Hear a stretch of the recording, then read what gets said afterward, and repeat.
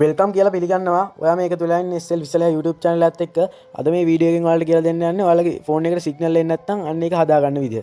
වැඩි කතාව ඕනේ නැහැ කොල්ලෝ. අපි යමු වීඩියෝ එකට. ඔයා මුලින්ම ඔයාලගේ ෆෝන් එකේ setting වලට යන්න ඕනි. ඊට පස්සේ මෙතන system වලට යන්න ඕනි. පාදට ඇවිල්ලා ඊට පස්සේ ඔයාලා යන්න ඕනි reset කියන එකට. ඊට පස්සේ reset network setting. factory data reset නෙවෙයි. ඔයා ෆෝන් එක reset කරන එක නෙවෙයි. reset network setting. අන්න ඒක උඩ කියලා ටච් කරන්න. रीसेट सेटिंग කියන එක කරලා ටච් කරන්න. ඊට පස්සේ මෙතන ඔයාලගේ ස්ක්‍රීන් එකේ ලොක් එක දෙන්න ඕනේ.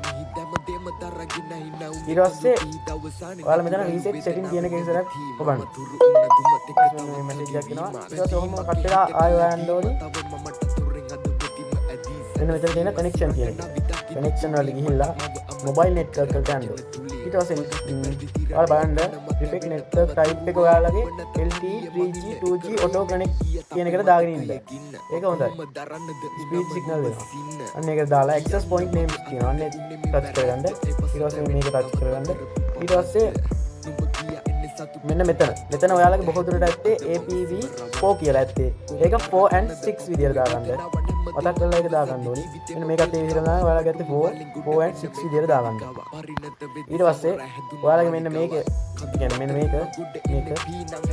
ඇත්තේ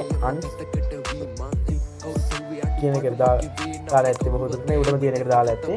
අන්න ඒක LTE දෙකටම දාගන්න ඕනේ මෙන්න මේ විදිහට. ඊට පස්සේ ඕකේ දෙන්න ඕනේ. ඊට පස්සේ මේ ටික් තුන ටික් කරලා මේක සේව් කරගන්න ඕනේ. ඊට පස්සේ ඔයා ඒක කට් කරනවා. ඊට පස්සේ ඔයාලට පේන නැති ඔයාලා ෆෝන් එකේ නොටිෆිකේෂන් පැනල් එක බලලා මෙතන මොබයිල් data කියලා දැනක් තියෙනවා. අන්න ඒක උඩ එක කරලා ටච් කරගෙන ඉන්න ලෝන් ටච්. ඊට පස්සේ ඔයාලට පේන නැති දැනටවත් මගේ මේ ලිමිට් එක පිළලා තියෙන්නේ. අන්න ඒ ලිමිට් එක ටිකක් අපි වැඩි කරගන්න. ඒක ටච් කරලා මේ GPC එකට වගේ දාගත්තාම හරි. ඊට පස්සේ ඔයාලගේ නෙට්වර්ක් ස්ලෝ වෙන්නේ නැහැ. හරි ඉතින් යාළුවෝ.